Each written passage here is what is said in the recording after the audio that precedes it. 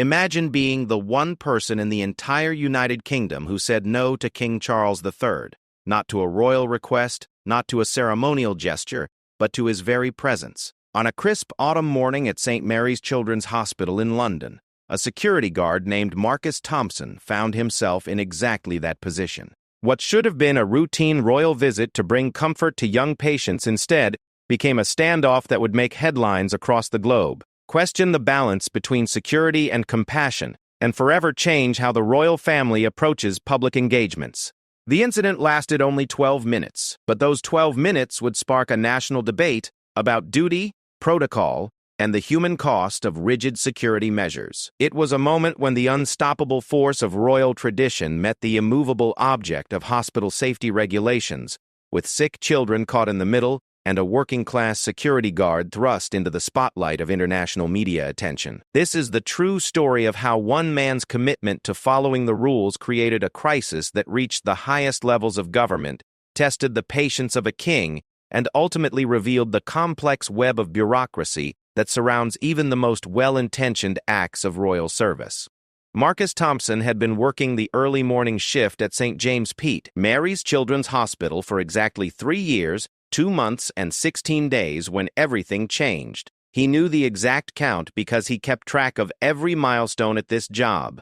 It was the best position he'd ever held. And at 42 years old, with 2 kids of his own at home, he wasn't taking anything for granted. The children's wing of St. Mary's was Marcus's domain. He knew every corridor, every emergency exit, every protocol by heart. The wing housed some of London's most vulnerable young patients.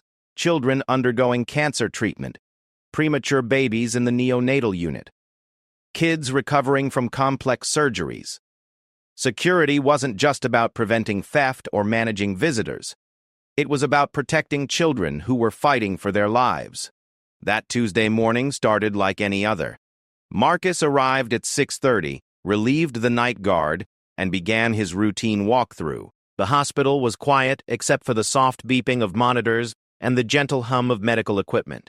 He checked in with the night nurses, reviewed the visitor log, and settled into his post at the main entrance to the children's wing. At 7:15, his supervisor, Janet Mills, approached with an unusual expression of excitement mixed with stress. "Marcus, we're going to have a very special visitor today," she said, clutching a folder of paperwork. "King Charles is coming to visit some of the children. The Royal Protection Detail is already on their way to do a security sweep." Marcus felt his chest tighten. Royal visits were extraordinary events that required weeks of planning, detailed security protocols, and careful coordination between hospital administration, royal staff, and local police. "When?" he asked, already knowing this was going to complicate his carefully ordered day. 11 o'clock, Janet replied, then paused. "But Marcus, there's a problem. The Royal Advance Team is running behind schedule because of traffic delays from the state dinner last night. They haven't completed the full security clearance for the children's wing yet." Marcus nodded slowly. He knew the hospital's security protocols inside and out. No one, regardless of their status, was allowed into the children's wing without proper security clearance. It was a rule that had been implemented after a disturbing incident 3 years earlier when a man claiming to be a relative had attempted to enter the pediatric cancer ward. The rule had no exceptions. "What does that mean for the visit?" Marcus asked. Janet shifted uncomfortably. "Well, the king's schedule is very tight. If the advance team can't complete the security sweep in time, the hospital administration is hoping we can be flexible with the protocols." The word flexible hung in the air between them. Marcus had heard that word before, usually when someone wanted him to bend or break the rules that he was specifically hired to enforce. He thought about his own children, Emma and Jack, and how he would feel if someone compromised their safety for the sake of convenience or political pressure. "The protocols exist for a reason," Marcus said quietly. "These children are vulnerable. Some of them have compromised immune systems. Others are dealing with trauma. We can't compromise their safety." Janet nodded, but he could see the conflict in her eyes. "I know, Marcus, but this is the king we're talking about. This visit means a lot to the children and their families. Some of these kids have never had anything this exciting happen to them." As the morning progressed, the hospital buzzed with unusual activity. Maintenance staff deep-cleaned already spotless corridors. Administrators rushed through the halls with clipboards and concerned expressions. Nurses whispered excitedly about which children would be selected to meet the king. At 9:30, the first wave of the royal advance team arrived. Marcus watched as men and women in dark suits moved efficiently through the hospital's main areas, speaking into earpieces and taking notes. He recognized the type, professional security personnel who approached their job with the same seriousness he brought to his own work. Detective Inspector Sarah Chen, head of the Royal Protection Unit for this visit, introduced herself to Marcus at 10:15. She was a compact woman in her mid-30s, with sharp eyes and a no-nonsense demeanor. "Mr. Thompson, I understand you're the senior security officer for this wing." "That's right," Marcus replied. "We're going to need to expedite our security protocols today," she said. "The king's schedule has been adjusted due to some last-minute changes, and we're working under a compressed timeline." Marcus felt the familiar weight of responsibility settling on his shoulders. "What specific protocols are you referring to?" Detective Inspector Chen consulted her tablet. "The full background checks on hospital staff who will be in contact with His Majesty, the sweep for potential security threats in patient rooms, and the verification of all medical equipment that might pose risks." "How long do those usually take?" Marcus asked, though he suspected he knew the answer. "Under normal circumstances, we start this process 48 hours in advance. Today, we have 37 minutes. Marcus looked at his watch. It was 10:23. At 11 o'clock, King Charles III would arrive expecting to visit sick children, but the security protocols designed to protect those same children wouldn't be complete. At 10:35, Hospital Administrator Dr. Elizabeth Hartwell approached Marcus's station. Dr. Sofrin. Hartwell was a woman who commanded respect throughout the hospital, known for her dedication to patient care and her ability to navigate complex administrative challenges. Today, however, she looked like someone carrying an enormous burden. "Marcus," she said, "I need to speak with you about the royal visit." "Yes, ma'am." "The situation has become complicated. The king's security team is doing their best, but they simply cannot complete all the required protocols in the time available. However, canceling the visit at this point would be devastating for the children and their families. Some of these kids have been looking forward to this for weeks." Marcus understood the weight of what she was saying. He had seen the excitement in the children's faces as word of the royal visit had spread. 7-year-old Amy Rodriguez, who was undergoing treatment for leukemia, had asked her mother to help her practice her curtsy. 10-year-old James Patterson, recovering from heart surgery, had spent days drawing a picture he wanted to give to the king. "What are you asking me to do?" Marcus said. "Doctor." Hartwell took a deep breath. "The Royal Protection Team is requesting that we allow the king to enter the children's wing under modified security protocols. They assure us that their own security measures will be sufficient to ensure everyone's safety." Marcus felt the weight of the decision settling on him. On one hand, he had sick children who deserved a moment of joy and wonder in their difficult lives. On the other hand, he had protocols specifically designed to protect those same children from potential threats. "Dr. Hartwell," Marcus said slowly, "I understand how important this visit is, but my job is to enforce the security protocols for this wing. Those protocols don't have exceptions based on who's visiting. Marcus, please think about what this means to these children." "I am thinking about the children," he replied. "That's exactly why the protocols exist." At 10:52, with 8 minutes until the king's scheduled arrival, Marcus received a phone call that would change everything. It was from his own daughter, Emma, calling from school. "Dad!" Her excited voice crackled through his phone. "Everyone at school is talking about how King Charles is visiting your hospital today. Are you going to meet him? Can you ask him to say hi to me?" Marcus closed his eyes, feeling the weight of his daughter's excitement and the impossible position he found himself in. "I might see him, sweetheart.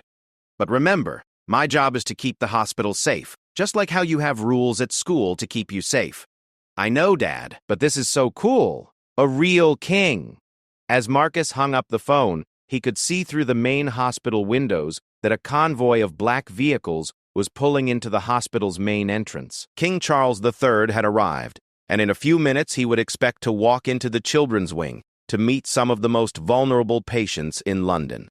Marcus Thompson, a security guard from South London, who had never expected to find himself at the center of a constitutional crisis.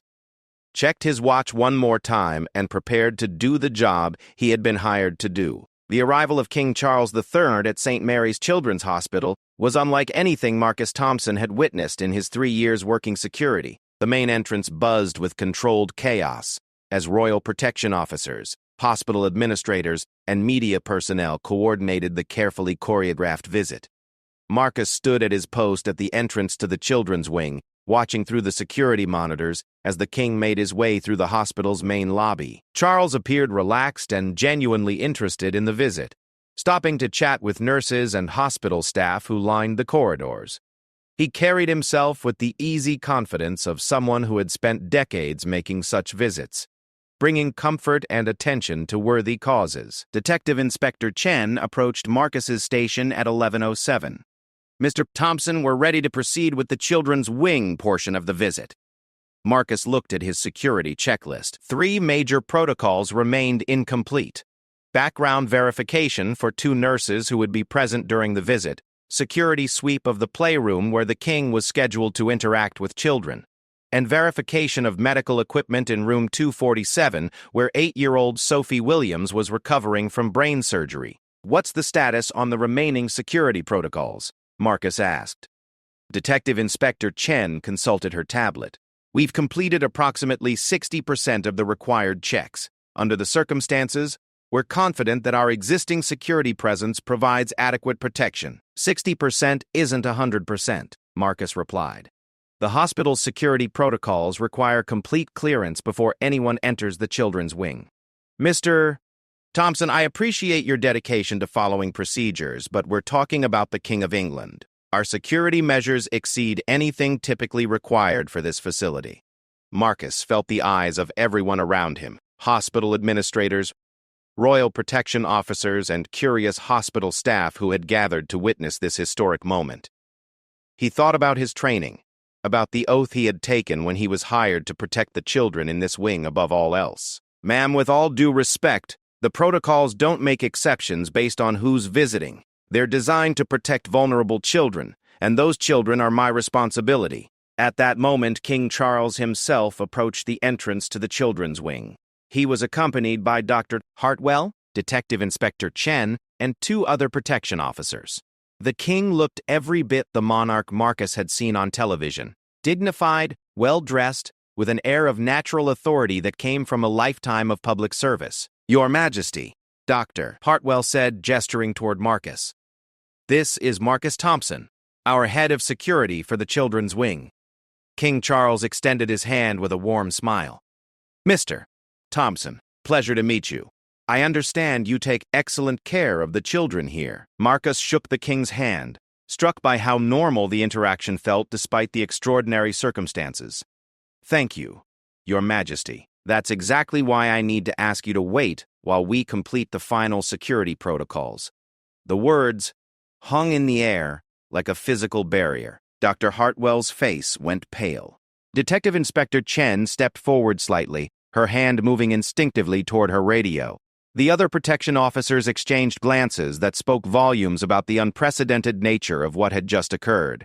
King Charles, to his credit, didn't show any immediate anger or indignation. Instead, he tilted his head slightly and asked, "What sort of protocols are we discussing, Mr. Thompson?" Marcus felt his mouth go dry, but he pressed on. We have 3 remaining security checks that need to be completed before anyone can enter the children's wing. It's hospital policy, and there are no exceptions. I see, King Charles said quietly. And how long would these checks typically take? Under normal circumstances, Your Majesty, about 45 minutes to an hour. The king glanced at his watch, then at the assembled group around him. Marcus could see the calculations happening in real time. The king's schedule, the waiting children, the media attention, the political implications of delaying or canceling the visit. Mr. Thompson, King Charles said, his voice maintaining its pleasant tone, I appreciate your commitment to safety. However, I'm sure you understand that my schedule is rather tightly managed. Is there perhaps some accommodation we might reach? Marcus felt the weight of the moment pressing down on him. Here was the King of England, speaking to him with courtesy and respect, asking for an exception to rules that Marcus had spent 3 years enforcing without compromise. "Your Majesty," Marcus said, his voice steadier than he felt, "I understand the importance of your visit. But these children are some of the most vulnerable patients in London. Some have compromised immune systems. Others are dealing with serious trauma. The security protocols exist to protect them, and I can't make exceptions, regardless of who's visiting." The silence that followed felt like it lasted an eternity. Marcus could hear the distant sounds of the hospital, monitors beeping, soft conversations, the hum of medical equipment, but in their immediate vicinity, the world seemed to hold its breath. Hartwell stepped forward, her voice carefully controlled. "Your Majesty, perhaps we could modify the route to visit children in areas where security protocols have been completed?" King Charles considered this suggestion, then looked back at Marcus. "Mr. Thompson, I respect your position. However, I'm particularly hoping to visit young Sophie Williams. I understand she's been quite looking forward to this meeting." Marcus felt his resolve waver. Sophie Williams was 8 years old and had been in the hospital for 6 weeks following surgery to remove a brain tumor. Her parents had told the nurses that meeting the king was the only thing keeping Sophie's spirits up during her difficult recovery. "Your Majesty," Marcus said, "I want Sophie to have that meeting more than anyone, but room 247, where Sophie is staying, is in an area where we haven't completed the security sweep." Detective Inspector Chen stepped forward again. "Mr. Thompson, I can personally guarantee that our security presence eliminates any potential risks. Ma'am, I'm sure your team is excellent, but I don't have the authority to override hospital security protocols based on personal guarantees." King Charles studied Marcus for a long moment, and Marcus found himself wondering what the king was thinking. Was he angry?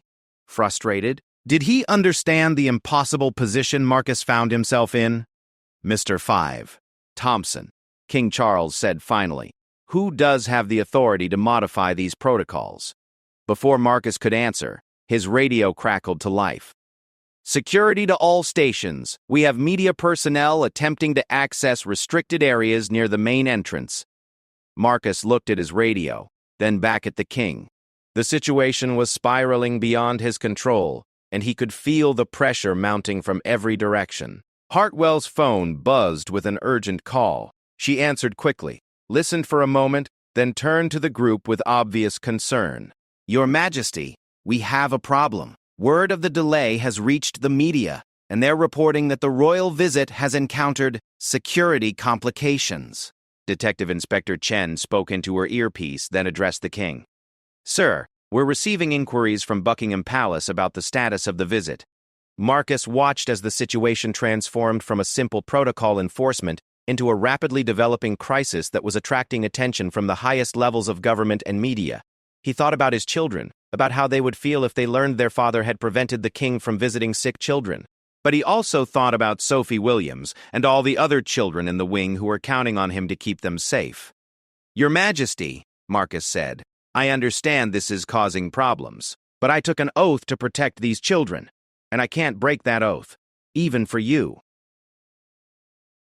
King Charles looked at Marcus with what appeared to be a mixture of respect and exasperation. "Thompson, I admire your dedication to your responsibilities.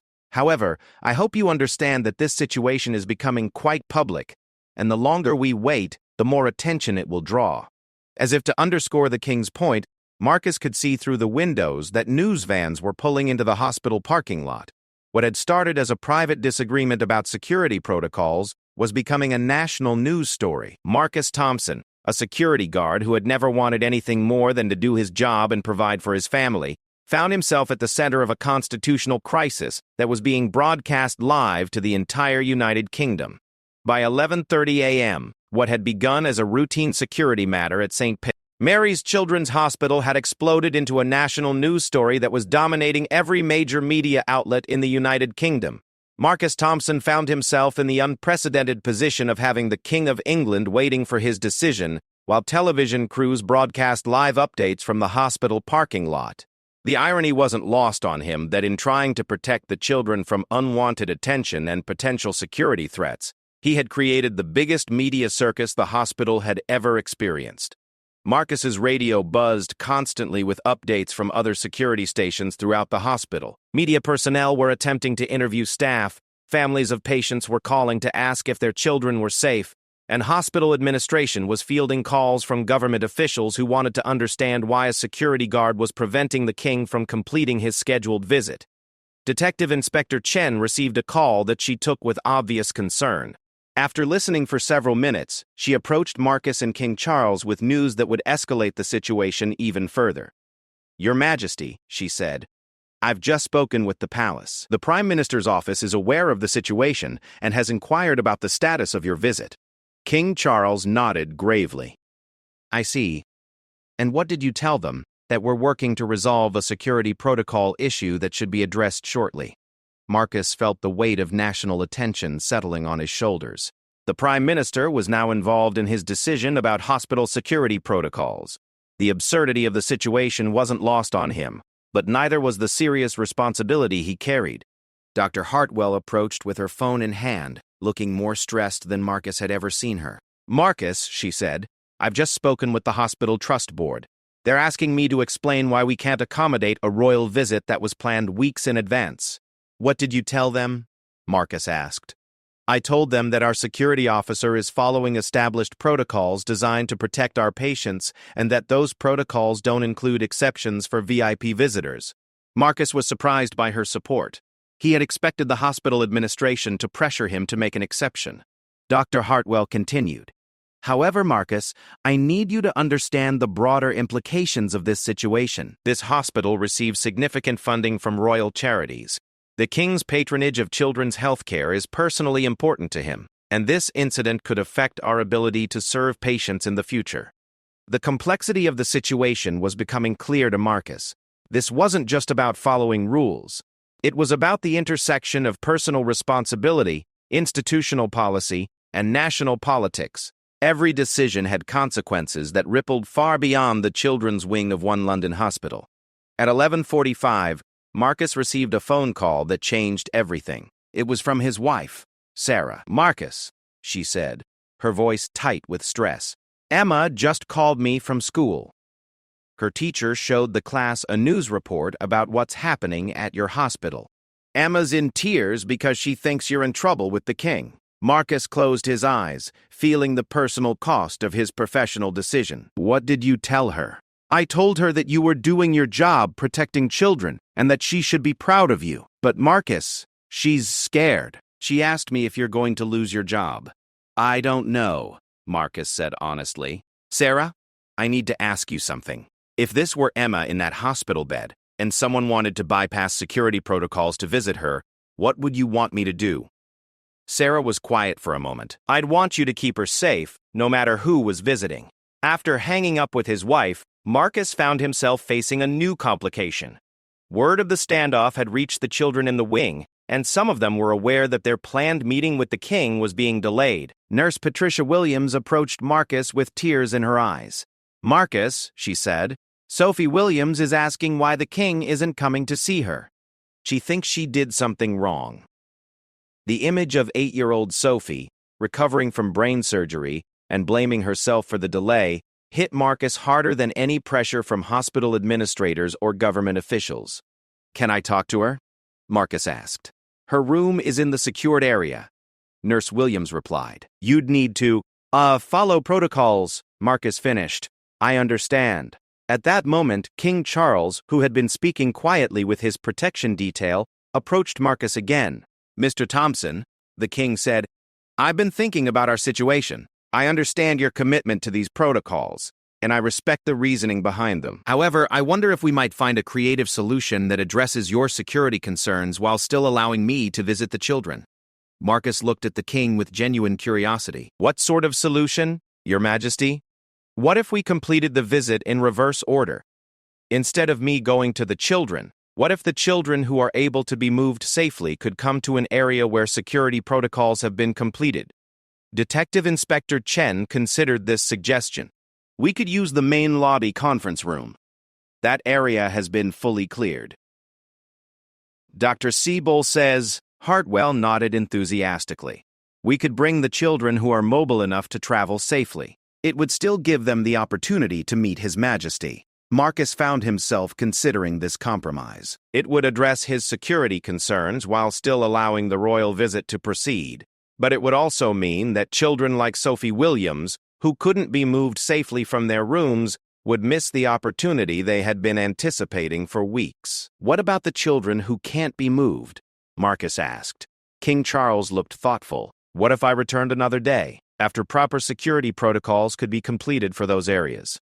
Your Majesty, Detective Inspector Chen said, your schedule is completely booked for the next 6 months. Finding time for a return visit would be extremely difficult. The weight of the decision pressed down on Marcus again. He could accept the compromise, which would allow some children to meet the king while maintaining security protocols. Or he could insist on complete adherence to established procedures, which might mean canceling the visit entirely. As Marcus wrestled with the decision, his radio crackled with an urgent message from the main security desk. All stations. We have a situation in the parking lot. Media crews are attempting to interview family members of patients. Marcus looked through the windows and saw news crews approaching families who were entering and leaving the hospital. The very thing the security protocols were designed to prevent, unwanted attention and potential harassment of vulnerable families, was happening because of his decision to enforce those protocols. Dr. Hartwell spoke into her phone, then approached the group with new urgency. We have another problem, she said. Hospital Trust Legal Counsel is concerned about liability issues if we modify established protocols, even with royal protection present. Detective Inspector Chen received another call that she answered with obvious frustration. After a brief conversation, she turned to King Charles with troubling news. Sir, we're now receiving media inquiries about whether this incident represents broader security concerns about royal visits to public institutions. The story is being framed as a question about royal access to public services. Marcus realized that his simple decision to follow hospital protocol was being interpreted through the lens of national politics, royal prerogatives, and public access to healthcare. The incident was taking on symbolic meaning far beyond the original security concerns. King Charles looked at Marcus with what appeared to be genuine sympathy. Mr. Thompson, he said, I suspect you never imagined that doing your job conscientiously would create such a complex situation. No, Your Majesty, Marcus replied. I just wanted to keep the children safe. I believe you, King Charles said, and I respect that commitment. However, I think we both understand that this situation has grown beyond the original security concerns. At 12:15 p.m., exactly 75 minutes after King Charles had arrived at the hospital, Marcus Thompson made the decision that would define the rest of his career and create a precedent for royal visits to public institutions throughout the United Kingdom. The choice he made would be debated in Parliament, analyzed by constitutional experts, and remembered as either a principled stand for institutional integrity or a bureaucratic failure that embarrassed the monarchy in front of the entire nation. Marcus Thompson stood at the entrance to the children's wing of St. Penta, Mary's Hospital, surrounded by the King of England, royal protection officers, hospital administrators, and the weight of a decision that had grown far beyond anything he had ever imagined when he first put on his security uniform. The compromise solution suggested by King Charles, moving mobile children to a secured area while planning a return visit for those who couldn't be moved, seemed reasonable to everyone involved. It would allow the royal visit to proceed while maintaining adherence to security protocols. It would satisfy the media, please the hospital administration, and give most of the children the opportunity they had been anticipating. But Marcus couldn't stop thinking about Sophie Williams. At 12:20 p.m., as the group discussed logistics for the compromise solution, Marcus made a decision that surprised everyone, including himself. Your Majesty, he said, I'd like to propose a different approach. King Charles turned to him with interest. Yes, Mr. Thompson? I want to complete the security protocols properly, right now, while you wait. Detective Inspector Chen looked puzzled. Mr. Thompson, we've explained that the full protocols would take 45 minutes to an hour. That would extend His Majesty's visit well beyond the scheduled time. Marcus took a deep breath. Then, that's what we'll do. Your Majesty, if you're willing to wait, I'll work with Detective Inspector Chen's team to complete every required security check. No exceptions, no shortcuts, no compromises. We'll do this the right way. Dr. Hartwell looked concerned. Marcus, the king's schedule can be adjusted, King Charles interrupted, looking at Marcus with what appeared to be growing respect. Mr. Thompson, you're suggesting that we take the time necessary to follow proper procedures, regardless of the inconvenience? Yes, Your Majesty. These children deserve a royal visit that doesn't require us to cut corners on their safety. And you deserve to make that visit, knowing that every precaution has been taken. Detective Inspector Chen consulted her tablet, then looked at her watch. If we work efficiently, we could complete all remaining protocols in approximately 55 minutes. Then that's what we'll do, King Charles said decisively. Mr. Thompson, I appreciate your commitment to doing this properly. What followed was unlike any royal visit in modern British history. Instead of the carefully choreographed, tightly scheduled event that royal visits typically represented, King Charles III spent nearly an hour waiting in a hospital conference room while security teams completed their protocols. During the wait, something remarkable happened. The king, rather than expressing impatience or frustration, used the time to speak with hospital staff, learn about the children's medical conditions, and understand the daily challenges faced by the healthcare workers who cared for them. Marcus coordinated with Detective Inspector Chen's team to expedite the security checks without compromising their thoroughness. They verified the backgrounds of all staff members who would interact with the king, swept every room he would visit, and checked all medical equipment for potential security concerns. While the security work proceeded, the media attention outside the hospital intensified. News outlets across the UK and internationally picked up the story of the security guard who had made the King of England wait while proper safety protocols were completed. The narrative that emerged in the media was more complex than anyone had anticipated. Rather than portraying Marcus as an obstructionist bureaucrat or the king as an impatient royal, most coverage focused on the unusual collaboration between a working-class security guard and the monarch to ensure that sick children received a visit that prioritized their safety above convenience. At 1:25 p.m., Detective Inspector Chen approached Marcus with the news he had been waiting for. All security protocols have been completed, she said. The children's wing is cleared for the royal visit. Marcus felt a mix of relief and anxiety as he prepared to escort King Charles through the wing he had been protecting for over an hour. The children were aware that something unusual had happened, but nurses had managed to maintain the excitement and anticipation for the royal visit. The first stop was Sophie Williams's room. 8-year-old Sophie was sitting up in her hospital bed, wearing a dress her mother had brought specially for the occasion, and holding the drawing she had made for the king. When King Charles entered her room, accompanied by Marcus, Dr. Hartwell, and a single protection officer, Sophie's face lit up with the kind of pure joy that reminded everyone present why the visit was important. Your Majesty, Sophie said, attempting the curtsy she had been practicing from her bed, I made this picture for you. King Charles accepted the drawing, a colorful representation of the hospital with a crown-wearing figure visiting stick-figure children, with obvious pleasure. This is wonderful, Sophie. I can see you're a very talented artist. Mr. Marcus kept you safe while you were coming to see me, Sophie said, looking at Marcus with admiration. He's the best security guard in the whole hospital. King Charles looked at Marcus, then back at Sophie. I think you're absolutely right about that. The visit continued through the children's wing, with King Charles spending time with each young patient. Marcus accompanied the group, ensuring that protocols were followed while observing the genuine connection between the king and the children. 9-year-old James Patterson, recovering from heart surgery, presented King Charles with a handmade card signed by his entire class.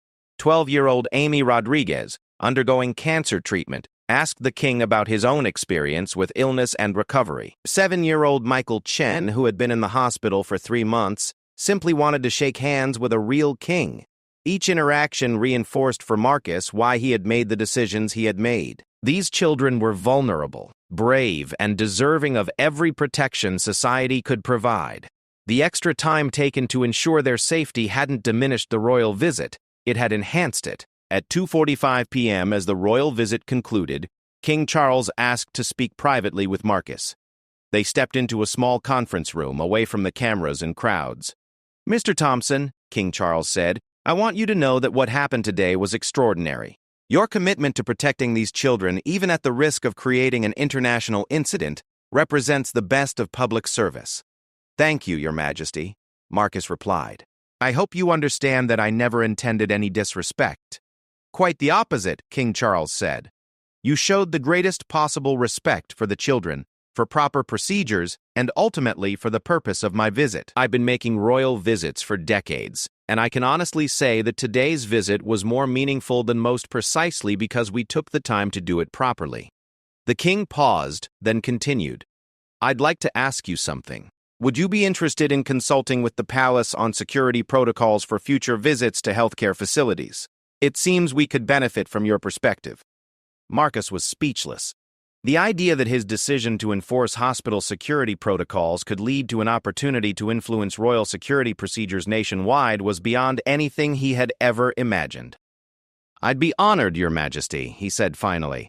As news of the day's events spread, public reaction was overwhelmingly positive. Social media filled with messages supporting Marcus's decision to prioritize child safety over convenience. Parents across the UK expressed gratitude that someone was willing to protect vulnerable children even when faced with extraordinary pressure to make exceptions. The story became a symbol of something larger than a single security incident. It represented the balance between respect for authority and commitment to principle, between accommodation and responsibility, between personal ambition and public service. 6 months later, Marcus Thompson was invited to Buckingham Palace to receive a commendation for distinguished public service. The ceremony was attended by hospital staff, children's advocates, and security professionals from across the UK. Sophie Williams, now fully recovered from her brain surgery, was invited to attend the ceremony. When she met Marcus again, she gave him a new drawing, this one showing him standing guard at the palace, protecting the king just as he had protected her. The incident at St. Mary's Children's Hospital led to comprehensive reviews of security protocols at public institutions throughout the UK. The new guidelines, developed with input from Marcus and other security professionals, balanced the need for safety with the importance of allowing public figures to connect with the communities they served. Marcus continued working at St. Mary's Hospital, but his role expanded to include training other security personnel and consulting on protocol development. He became a recognized expert in healthcare security, speaking at conferences and advising institutions across Europe. The children's wing of St. Mary's Hospital was renamed the Sophie Williams Children's Wing, recognizing both the young patient who had inspired the day's events and the importance of protecting vulnerable children in healthcare settings. King Charles established an annual award for public servants who demonstrate exceptional commitment to their responsibilities even under extraordinary pressure. The first recipient was Marcus Thompson, a security guard who had shown that sometimes the most important service one can provide is simply doing one's job with absolute integrity. The story of the day King Charles waited while proper security protocols were completed became part of the folklore of modern British public service, a reminder that in a democracy, everyone, from security guards to monarchs, has a responsibility to ensure that procedures designed to protect the vulnerable are never compromised for the sake of convenience. Marcus Thompson had started that Tuesday morning as an anonymous security guard trying to protect sick children. He ended it as a national figure who had demonstrated that ordinary people, when faced with extraordinary circumstances, can choose to uphold the principles that make civilization possible. The decision had indeed changed everything, but perhaps not in the way anyone had expected. Instead of creating a constitutional crisis, it had reinforced the values that both democracy and monarchy were meant to serve: the protection of the vulnerable, the importance of institutional integrity, and the recognition that true authority comes not from position or title, but from the courage to do what is right regardless of the personal cost.